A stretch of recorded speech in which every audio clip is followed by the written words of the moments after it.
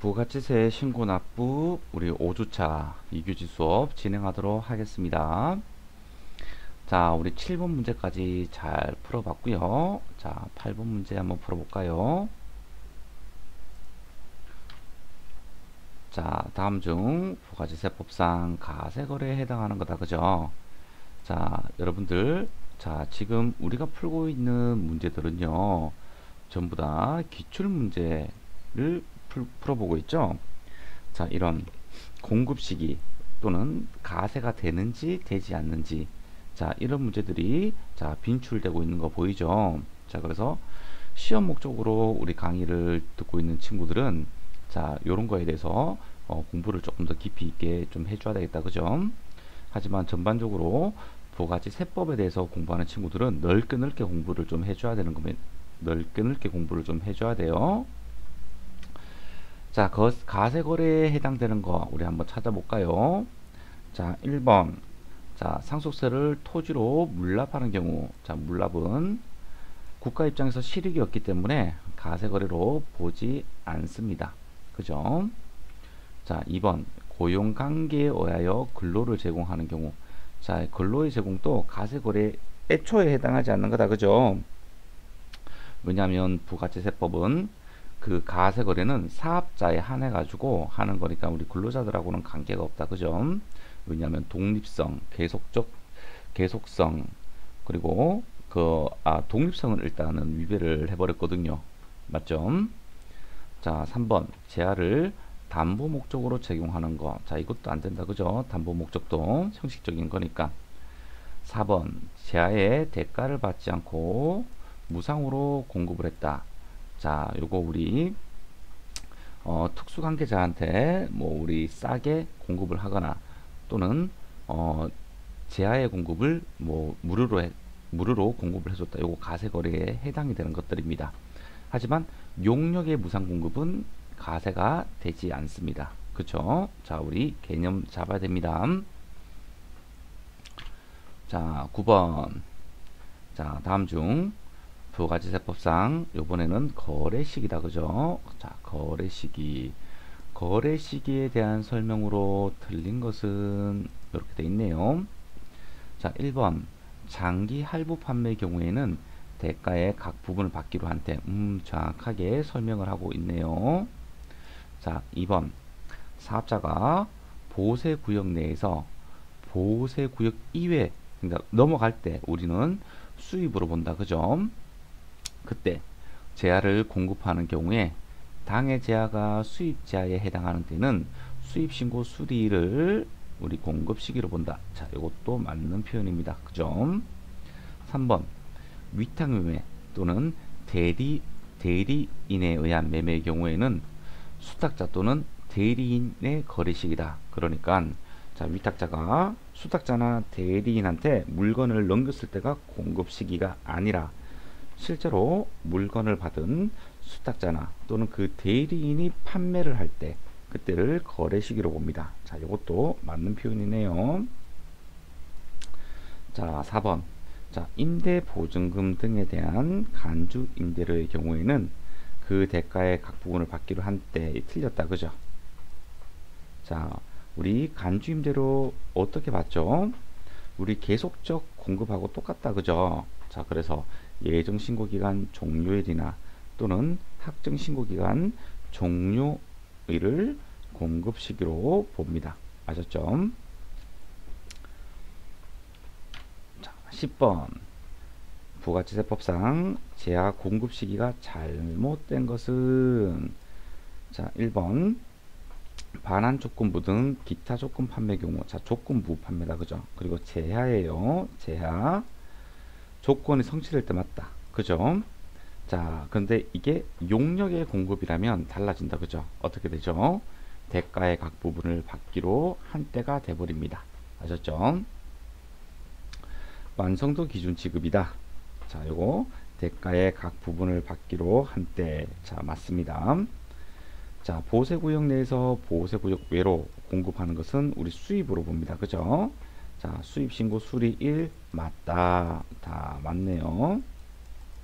자, 4번. 위탁매매의 경우 위탁자가 수탁자에게 제하를 인도할 때가 아니라 수탁자가 제하를 판매할 때다. 그죠?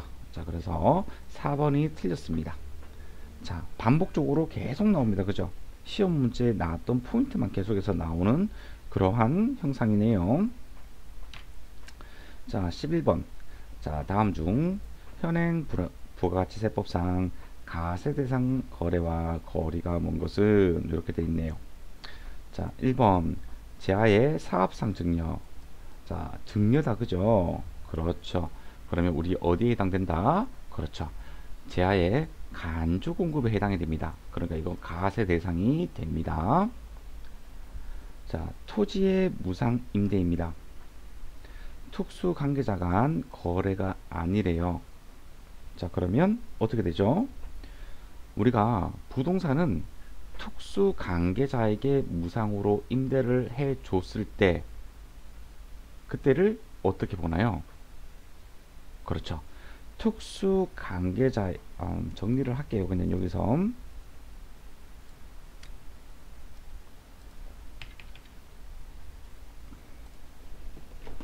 자, 부동산의 무상 임대 용역입니다. 첫 번째, 아이고,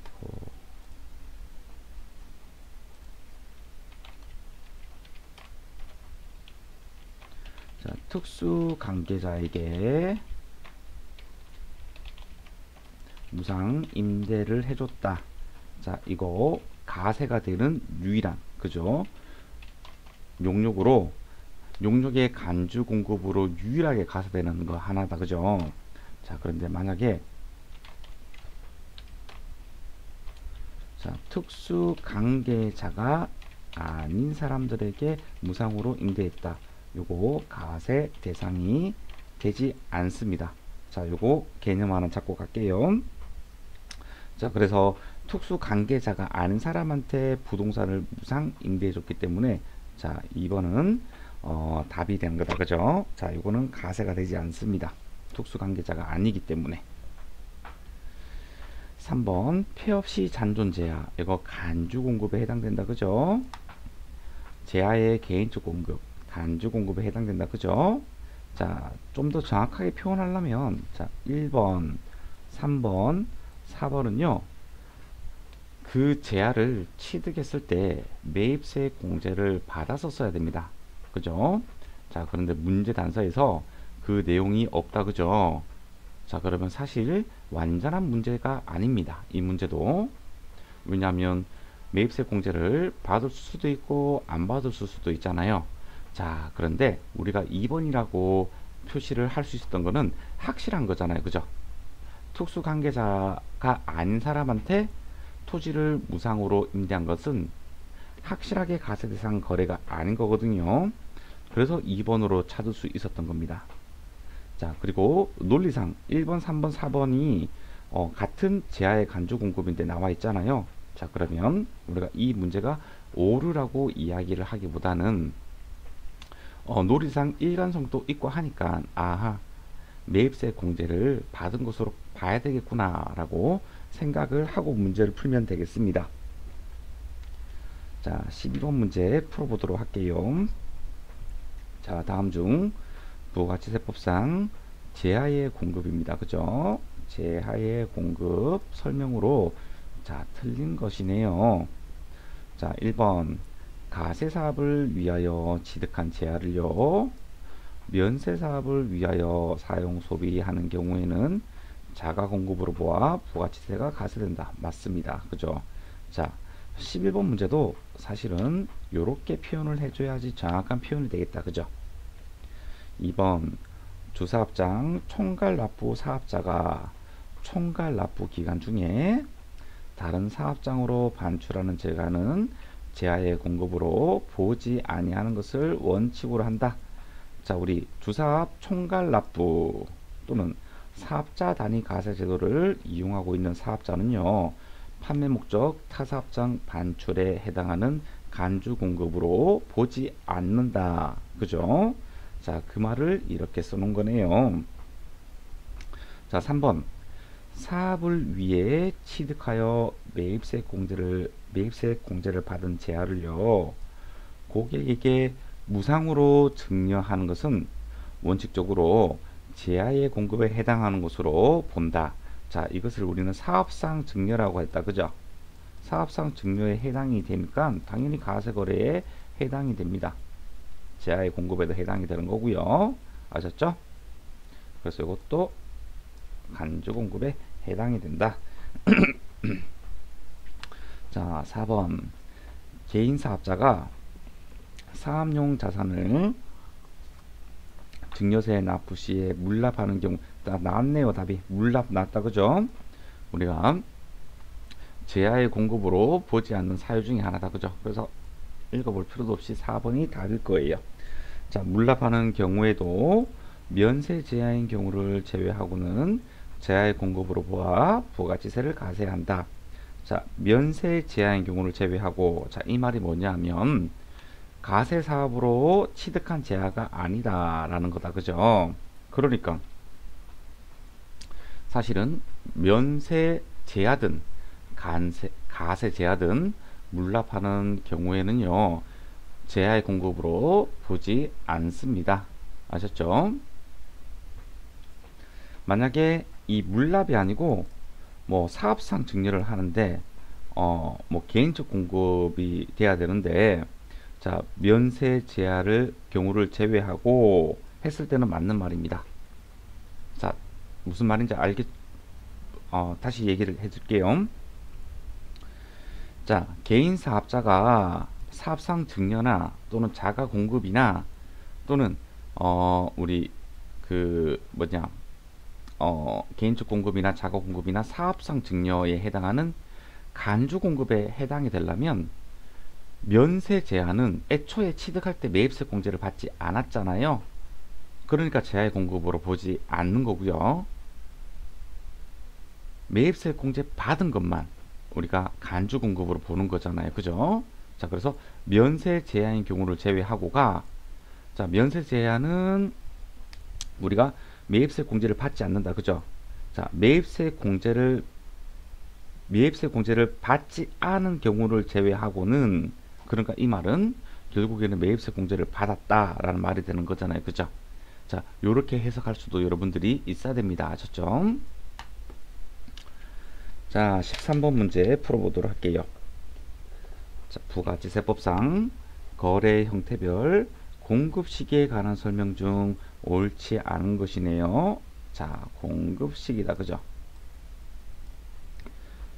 자, 1번 할부 판매의 경우 제야가 인도되거나 이용 가능하게 된다. 그죠? 자, 여기 할부 판매는요, 단기 할부 판매를 이야기하는 겁니다. 자, 우리 부가시세법상에서 장기 할부 판매는 장기 할부 판매라고 이야기를 합니다. 아셨죠? 그래서 이 할부 판매는 단기 할부 판매이기 때문에 그냥 원칙적인 우리 그냥 제야의 공급으로 봅니다. 그래서 제야가 인도되거나 이용 가능하게 된 때가 공급 시기가 맞습니다. 2번 장기 할부 판매의 경우 대가의 각 부분을 받기로 한때, 요거 맞다. 그죠? 네, 많이 봤어요 우리. 자, 3번 폐업 시 잔존 제야의 경우 실제 사용 소비한 때, 이거 추적 안 됩니다. 네, 폐업한 때를 공급 시기로 봐야 됩니다. 안 그러면 가세를 못 합니다. 아셨죠? 이 사람이 폐업을 하면서 이 매입세 공제 받은 제야를 언제 사용하고 언제 소비할지 어떻게 합니까? 그죠? 자, 그래서 요 말은 맞지가 않습니다. 그래서 폐업일로 딱 그 공급 시기로 보게 되면 한 번에 가세할 수 있기 때문에 세무행정상 어쩔 수가 없는 구조예요. 자, 그래서 답은 3번이 됩니다. 자, 4번 사업상 증여의 경우 제야를 증여하는 때. 그죠? 예, 요거 맞다. 그죠? 자, 이 문제도 그렇게 어렵진 않았네요. 자, 마지막 문제입니다. 자, 14번 다음 중 부가가치세가 가세되는 거래를 어떤 거냐라고 묻고 있네요. 자, 볼게요. 자, 1번 쌀 가게를 운영하는 사업자인 김민국 씨는 쌀을 식당에 판매하였다. 자, 쌀은 면세에 해당됩니다. 자, 여러분들 우리 요 문제 풀고 영세율과 면세를 볼 건데요. 제가 그때 상세하게 이야기를 해줄게요. 쌀은 면세에 해당되기 때문에 부가가치세가 가세되지 않습니다. 그래서 요거 1번 아닙니다. 자, 부동산 임대업자인 김인대 씨는요, 사업용 건물인 상가를 포괄 양도하였대요. 자, 포괄 양도 자체가 아예 제야의 공급으로 보지 않는 그런 사유에 해당된다. 그죠? 자, 그래서 이것도 틀렸다. 자, 3번. 페인트를 판매하는 김사업 씨는요, 자, 매입세 공제를 받고요. 그리고 구입한 상품인 페인트를 친구에게 무상으로 공급했네요. 사업상 증여가 해당이 되었다. 그죠? 그리고 가세표준은 시가로 잡아줘야 됩니다. 아셨죠? 자, 매입세 공제를 받고 사업상 증여가 이루어졌기 때문에 3번이 간주 공급으로 부가치세가 가세되는 거래에 해당이 됩니다. 자, 4번. 휴대폰 판매 사업을 하고 있는 김판매 씨는요, 거래처로부터 판매 장려금 100만원을 금전으로 수령하였다. 그죠? 자, 이 판매 장려금을 수령했잖아요. 그죠? 자, 현금으로 받는 판매 장려금은요, 요거 소득세법상 수익금액으로 봐야 됩니다. 아셨죠? 소득세법상 수익금액이고 부가치세가 가세가 되지 않습니다. 자, 만약에 수령이 아니고 지급을 했다면 어떻게 될까요? 자, 여러분들 기억이 나나요?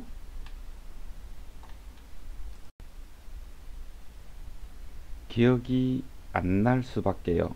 제가 이야기를 안 했네요. 아, 이거 후에 나오는 건데요. 우리가 판매 장려금을 만약에 지급을 했다. 그렇게 되게 되면 우리가 가세표준에서 공제하지 않는 그런 사유에 해당이 되는 게 있거든요. 이거 금방 나올 겁니다. 14번 문제는 우리 면세 그리고 가세표준 쪽 공부를 했던 친구들은 쉽게 답을 맞출 수 있었겠네요. 그죠? 제가 아직까지 면세랑 그리고 가세표준 내용을 아직까지 안 했네요. 자, 우리 가세표준은 우리 4장에서 공부를 할 텐데요. 그때 제가 조금 자세하게 이야기를 해 줄게요. 자, 판매 장려금을 수령을 했다면요, 요거는 우리 소득세법상 수익금액에 가산하는 요소고요. 우리가 판매 장려금을 지급을 할 때가 있어요. 자, 이 지급을 했을 때 어떻게 처리를 해야 되느냐. 자, 소득세법상 경비 처리를 해야 되는 요소가 되어버리거든요. 자, 그런데 요것을 가세표준에서 공제를 하지 말라는 규정이 있습니다. 자, 그 내용은 사장 공부할 때 제가 조금 자세하게 이야기를 해 주도록 할게요. 자, 여기까지가 우리 2장 가세거래에 해당하는 거고요. 실제로 우리 수업 목적상으로는 1장, 2장, 3장이 굉장히 중요한 파트입니다. 그리고 매입세, 이것도 중요한 파트가 하나 있는데요. 지금 계속 중요한 파트만 했고요. 그리고 우리 부가치세법을 전반적으로 공부하는 친구들한테는 완전히 기본적인 내용들이 되는 거기 때문에 넓게 공부를 조금 해 주셔야 되는 거예요. 넓게 공부를 하게 되면 웬만하면 우리 이번 학기 수업을 제대로 따라왔다고 하면 웬만한 그 자격에 관련 자격증과 관련된 부가세 문제는 웬만한 것들은 다 풀어낼 수 있습니다. 아셨죠? 자, 그래서 뭐 전산 세무 2급 과정에 딱 맞춰서 부가치세를 공부한다거나 그런 것보다는요, 전반적으로 부가치세법에 대해서 다 공부를 먼저 한번 해놓고 그런 다음에 그 각 가정에 맞춰 가지고 부가세 공부를 하게 되면 굉장히 손쉽게 우리가 공부를 완성할 수가 있는 거예요. 아셨죠? 자, 이제 우리 제3장 영세율과 면세에 대해서 공부를 좀 한번 해보도록 할게요. 영세율과 면세도 꽤 중요한 파트고요. 실무에서도 굉장히 중요합니다. 자, 우리 영세율의 개념은요, 우리 1장에서 공부를 조금 했었어요. 우리 부가가치세의 특징을 공부하면서요. 자, 영세율은요, 자, 요런 것들 때문에 진행을 하는 겁니다. 자, 우리나라가 대한민국이 부가지세법상 영세율 제도를 채택하고 있는 이유는요. 소비지구 가세 원칙을 실현하기 위해서. 자, 소비지구 가세 원칙을 실현하게 되면 국경세가 조정이 되면서 이중가세가 방지가 되고요. 그리고 동일한 제품이 한 국가 내에서 가격 왜곡 현상을 방지를 할 수 있다고 제가 그때 꽤 많은 시간을 들어서 이야기를 해준 것 같네요. 만약에 잘 기억나지 않은 친구들은 우리 2주차 강의 동영상을 한번 보도록 할게요. 그리고 우리나라가 영세율을 채택하고 있는 이유는요. 자, 외화 혜택을 장려하기 위한 목적이 있습니다. 자, 우리나라는 사실 내수 시장이 매우 작기 때문에 실제로 우리나라가 경제가 활성화되려면 외국으로 수출을 많이 해야지 우리나라가 그 경제 활동력이 매우 좋아지죠. 우리나라가 인구가 별로 없다 보니까 내수 시장만으로는 기업이 성장하는 곳에는 한계가 있습니다. 그래서 이런 수출, 외화 획득 이런 것들을 장려하기 위해서 부가지세를 가세하지 않는 게 아니라 세금을 0으로 가세를 한다는 겁니다. 그럼 가세를 하지 않는 게 아는 거 아닌가? 왜냐하면 세금이었기 때문에. 아닙니다. 0으로 가세를 한다는 겁니다. 자, 여기에서 개념을 잡아야 됩니다. 가세하지 않는 것과 같은 효과가 발생되게 되면 가세거래에 해당하지 않는 것 또는 면세로 보는 것 다 논리가 뒤섞여 버립니다. 자, 그래서 이 영세율은요 0원으로 가세를 하지만요 실제 0원으로 가세를 하기 때문에 일반 가세 사업자에 해당이 되어야지 영세율을 적용받을 수가 있다는 겁니다. 아셨죠? 자, 우리 영세율 적용 대상자를 살펴보도록 할게요. 자, 누구한테 해주느냐? 자, 이런 사람들한테 해줍니다. 가세사업자. 자, 부가지세법상 가세사업자들만 영세율을 적용받을 수가 있습니다. 그래야지 또 의미가 있어요. 자, 근데 이 가세사업자에는요, 자, 간이가세자도 포함이 됩니다. 간이가세자는 우리가 제일 마지막 시간에 공부를 할 건데요. 조금 소규모 영세사업자를 간이가세자라고 하는데요. 이 간이가세자들도 부가지세법상 납세 의무자에 해당이 되거든요. 자, 그래서 그런 거 구분하지 않고 부가지세법상 가세사업자에 해당한다면 영세율을 적용될 수 있습니다. 자, 또한 상호 면세주의에 따라 가지고요. 우리나라에서 활동하고 있는 이런 비거주자 또는 이 외국 법인한테도 영세율을 적용해주고 있습니다. 자, 하지만 조건이 있습니다. 모든 비거주자 또는 외국 법인 사업자한테 해주는 게 아니고요. 상호 면세주의에 따라 가지고 자, 외국에서도 우리나라 대한민국의 거주자나 내국 법인에게 동일한 면세를 해주는 경우에 한해서 영세율을 적용시켜주고 있다는 겁니다. 아셨죠? 자, 부가지세법상 가세사업자 그리고 상호 면세주의에 따른 비거주자 외국 법인들에게 우리나라는 영세율을 적용해주고 있습니다. 자, 영세율 적용 대상인데요. 자, 요것은 외워야 됩니다. 아셨죠? 자, 요것은 외워야 됩니다. 자, 몇 가지가 있냐면요. 자, 1번 수출하는 제약가 있고요. 두 번째 국외에서 제공하는 용역이 이렇게 있고요. 세 번째 선박 항공기에 외국 항해 용역이 있고요. 그리고 네 번째, 다섯 번째 이렇게 되어 있습니다.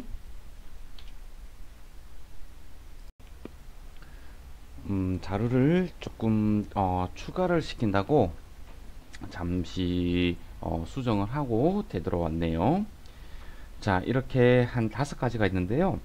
이거보다도 많죠. 그냥 범주를 5개 정도로 구분을 한 거고, 이거보다도 훨씬 더 영세율 적용 대상은 많습니다. 자, 하지만 지금 우리가 공부하는 요 5개가요, 그거 뭐냐, 가장 큰 범주를 가지고 있는 거라서 요 내용만큼은 우리가 암기를 하고 있어야 된다는 겁니다. 아셨죠? 자, 우리 수출하는 제하의 범주를 좀 볼게요. 자, 직수출. 자, 이걸 우리는 수출이라고 한다. 그죠? 두 번째, 내국 신용장 구매 확인서에 의한 공급. 국내 거래지만 결국에는 수출이 될 거기 때문에 수출하는 제하의 범주에 들어온다는 겁니다. 또는 한국국제협력단에 공급하는 거. 왜냐면요. 자, 이 한국국제협력단은요, 해외에서 활동을 하는 거거든요. 그래서 수출과 비슷한 그런 효과가 있습니다. 그리고 법정 요건에 의하여 공급하는 수탁 가공 제약. 자, 우리 수출 범주 크게 4가지 우리 배운 거 있다. 그죠? 그거를 얘기한다. 그죠? 자, 직수출. 내국 물품을 외국으로 반출하는 거. 자, 우리 이미 공부를 했다. 그죠? 자, 요게 영세율을 적용받는다는 겁니다. 두 번째, 내국 신용장, 자, 로컬레이시나 또는 구매 확인서 등에 의한 공급. 자, 시험 문제에서는 이런 것들 많이 나오고 여러분들이 조금 이게 뭐지 하는 뭐 그런 내용들인데요. 자, 내국 신용장 구매 확인서는요, 국내 거래입니다. 자, 어떻게 되냐 하면,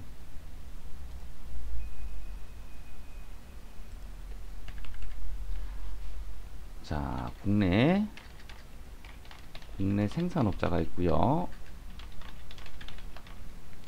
자, 그리고 수출업자가 있고요. 해외 수입자가 있습니다. 자, 이 국내 생산업자,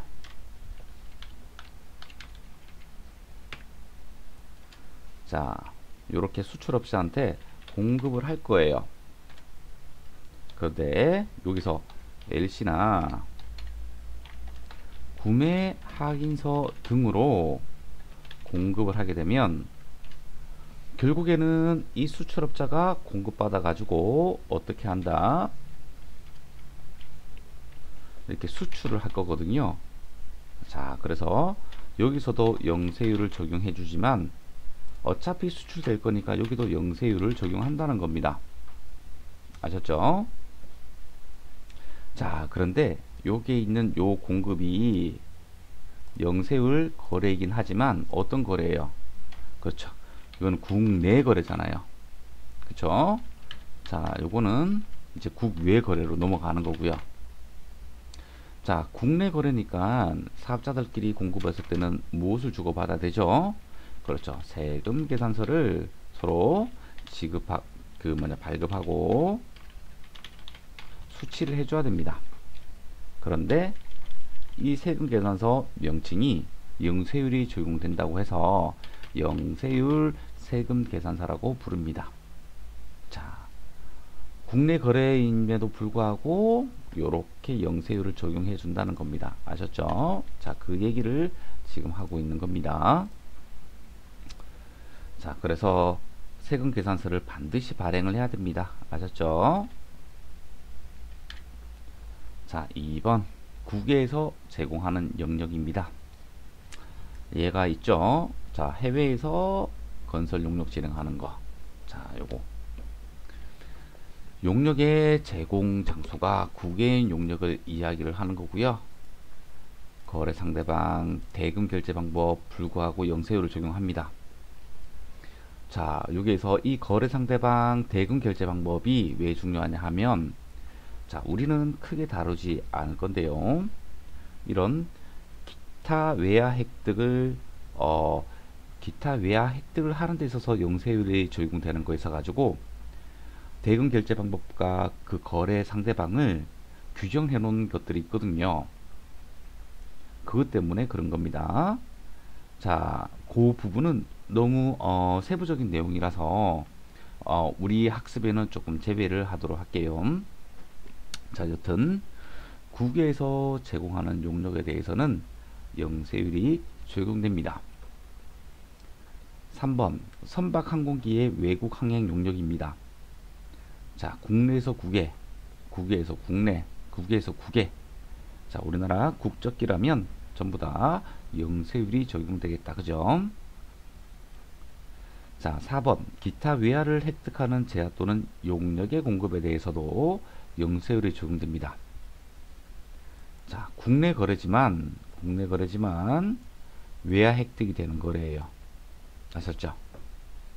어떤 게 있냐면 미국 대사관 또는 미군들한테 공급을 했을 때 그때 영세율이 적용되는 겁니다. 그리고 나머지 조세특례제한법이라고 그런 법률이 하나 있는데요. 여기에서 많은 것들을 규정을 하고 있습니다. 자, 하나하나 우리가 다 알아보기 힘들고요.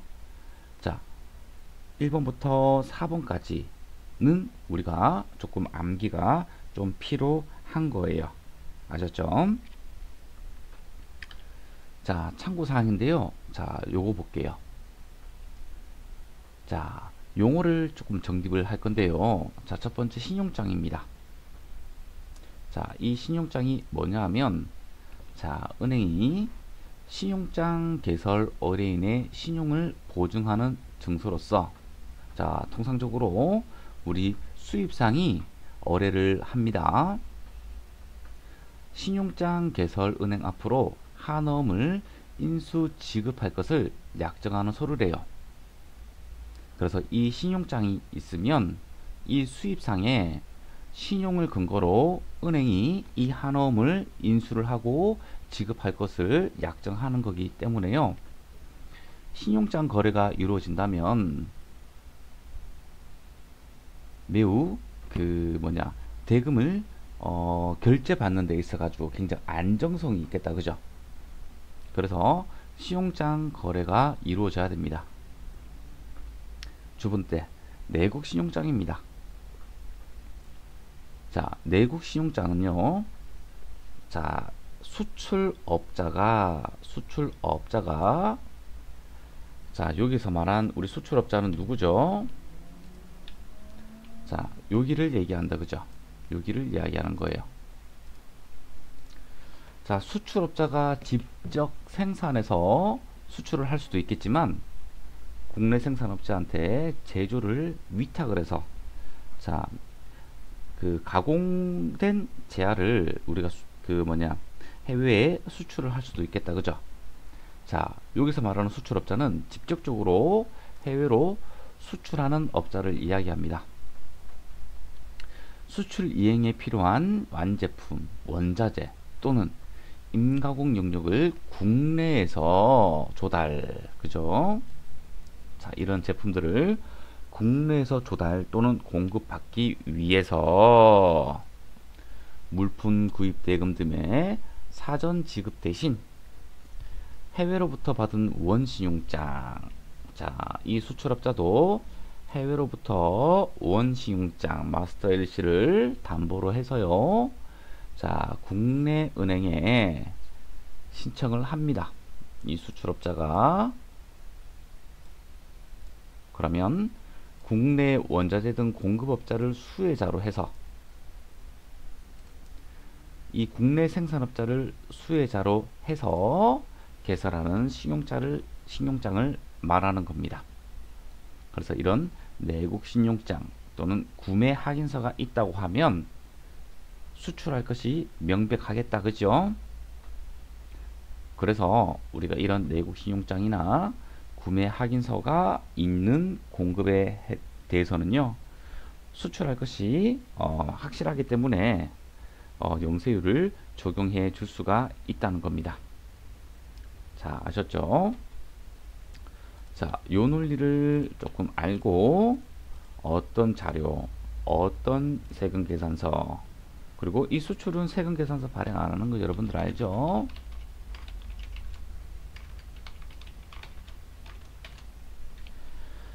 자, 오케이. 자, 시간이 되었으니까 2교시 수업 여기서 마치고요. 잠깐 쉬었다가 3교시 때 계속 진행하도록 할게요.